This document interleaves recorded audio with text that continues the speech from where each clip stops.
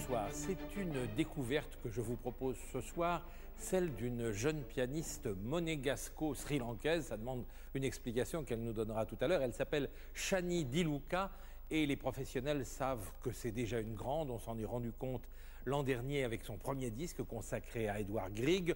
On s'en rend compte à nouveau cette année avec ce nouveau disque qu'elle vient de publier consacré à Mendelssohn. Et vous allez vous en rendre compte vous-même de deux manières. En l'entendant parler, vous verrez que c'est une pianiste qui a la tête bien faite et qui sait lier la musique à l'esprit. Vous comprendrez pourquoi. Et puis vous allez vous en rendre compte en l'entendant jouer. Elle joue magnifiquement, un toucher, un sens de la simplicité et des couleurs, tout ce qui nourrit la musique de Grieg et de Mendelssohn.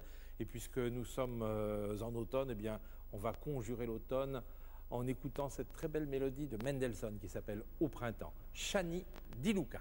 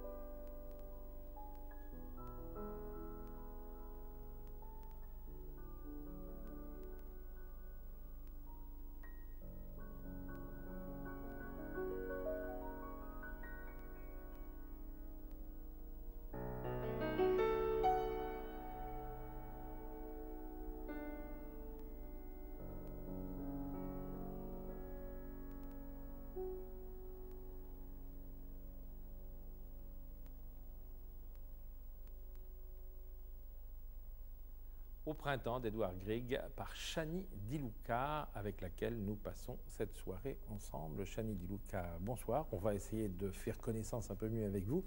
J'ai dit en vous présentant que vous étiez monégasco-sri-lankaise. Ça demande quelques explications. Oui, c'est assez atypique comme situation. Je suis née à Monaco, j'ai fait toute mon éducation à Monaco et mes parents sont sri-lankais tous les deux. Et je suis la première historiquement sri-lankaise à être née à Monaco. Donc c'est vrai que je suis tout à fait inédite. En même temps, c'est une comment dire, une combinaison très intéressante, puisque d'un côté, Monaco m'a permis de faire de la musique par la princesse Grace et par toute cette éducation. Et j'ai pu chaque année aller au Sri Lanka, puisque j'ai toute ma famille pratiquement là-bas. Ouais. Donc j'ai vécu presque un tiers de l'année, toute mon enfance au Sri Lanka. Donc j'ai vu Donc vraiment... vous continuez à entretenir cette relation avec ces deux cultures, disons la culture occidentale et la culture orientale. Exactement, je suis vraiment entre les deux et je crois que c'est une grande chance que j'ai eue, puisque j'ai pu voir en même temps le pragmatisme, le matérialisme et en même temps la construction et toute la culture occidentale qui est dans la musique classique. Et ensuite au Sri Lanka, où c'est complètement spirituel, immatériel, où le temps n'a pas d'existence vraiment. Et finalement, une vie peut-être modeste, puisque les gens vivent dans des conditions beaucoup plus modestes. Et ça m'a permis d'avoir, dans ce choc de culture, d'avoir un regard différent. Oui, alors précisément, vous parlez de construction. Comment est-ce que vous vous êtes construite? Quelles ont été vos études, le cursus, disons, qui vous a amené à être aujourd'hui une pianiste internationale? Alors, tout d'abord, c'est le hasard, puisque c'est dans ces programmes où on détecte des enfants dans les maternelles que j'ai été choisie. Mes parents n'avaient pas d'idée de me mettre dans la musique classique. Et au départ, ils étaient même un petit peu réticents, en pensant que mes études générales n'allaient pas être complètement accomplies. C'est ce que pensent toujours les parents. Voilà. Et finalement, ils ont découvert avec moi la musique classique. Ils adorent la musique classique. Ils se sont rendus compte que c'est un enrichissement pour toute personne, qu'elle en fasse le métier ou pas. C'est vraiment une dimension en plus dans la vie. Et moi-même, j'ai hésité énormément. J'ai fait en parallèle un bac sciences économiques, une prépa Sciences Po. Et pour moi, les sciences poétiques, c'était une forme de culture. Et finalement, mon essence, je l'ai trouvée dans la musique. Et alors, dans la musique, et vous avez choisi le piano, pourquoi? Le piano, je crois que c'est arrivé par hasard. On a la chance de découvrir énormément d'instruments à Monaco. Quand on est jeune, on nous présente. J'étais attirée par le piano tout de suite. J'ai composé très jeune, en fait. Entre 7 ans et 15 ans, j'ai énormément composé. Et le piano était vraiment... Vous avez tous les talents, Chani Di Luca. Oui, j'ai arrêté de composer depuis. Donc j'ai fait face à Bach, Beethoven tous les jours. Je me suis dit, allez, maintenant il faut être plus humble. Mais j'aimais composer. J'ai composé pour mes collègues. On faisait des petits ensembles.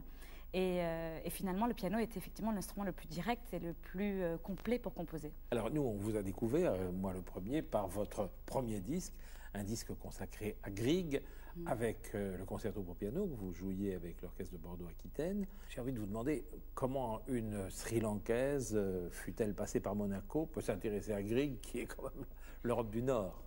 Écoutez, finalement, si je parle d'éducation musicale, je crois que mon influence première est la musique allemande. Je travaille avec Marie-Françoise Buquet, qui est aussi une grande élève de Kempf. Ouais, toute cette tradition, j'écoute beaucoup Brendel. Donc j'ai voulu garder dans mon choix de disque cette optique allemande. En même temps, Grieg est quelqu'un qui a une simplicité inouïe, qui est un grand panthéiste, qui aime la nature, qui est en relation constante avec la nature. Et pour moi, vivez au milieu de la nature, dans cette maison où vous êtes allé, dans le fjord de Bergen. Voilà, exactement, où finalement il a mis des grandes fenêtres pour avoir la lumière, il construisait des nids sur le toit pour que les oiseaux viennent habiter chez lui, tout était à la bougie, donc c'est quelqu'un de très authentique, et je me suis dit comme premier disque, ça alliait en même temps la culture allemande, qu'il a suivi lui à Leipzig, et en même temps ce côté panthéiste, universel, qui me lie aussi à ma culture sri-lankaise, indienne, qui est finalement en relation avec... Il y a un enracinement pour vous dans la nature en même temps que dans la culture. Il y a un vrai rapport de porosité de l'un avec l'autre. Oui, moi je pense effectivement que la culture est liée à la nature. D'ailleurs, le mot culture, cultiver, vient d'un terme du champ lexical de la nature. Donc je pense que c'est en relation, on se crée notre propre culture selon son environnement. Moi, la mienne, la vôtre et tous les compositeurs comme ceux d'aujourd'hui. Et je trouve qu'effectivement, cette relation avec la nature, on l'oublie souvent. Aujourd'hui, encore plus parce que le monde se construit, on est de plus en plus loin de la nature. Et je trouve que... Un monde où la nature est plus constituée de béton et de métal. Voilà. Et on n'a pas cette relation poétique à la nature aujourd'hui, je trouve. Alors, relation poétique